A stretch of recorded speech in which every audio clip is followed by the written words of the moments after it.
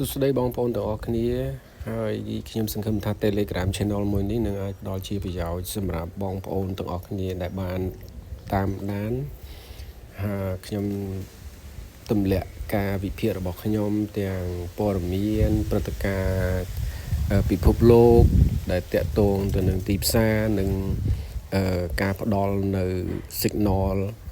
សញ្ញាចូលផ្សារផ្សេងៗនៅក្នុង Telegram Channel នេះដោយមិនមានការគិតប្រាក់អីទេណាបងប្អូនទាំងអស់គ្នាខ្ញុំចង់ឲ្យទាំងអស់គ្នាទទួលបាននៅការវិភាគមួយដ៏ល្អ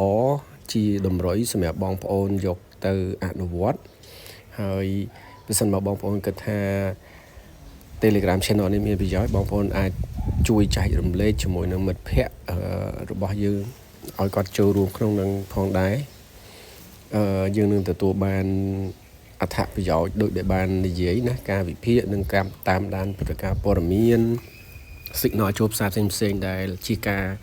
ធ្វើផ្ទាល់ចូលផ្ទាល់របស់ខ្ញុំចែករំលែកជាមួយបងប្អូនទាំងអស់គ្នានៅទីនេះតែម្ដងណាបងប្អូនបាទ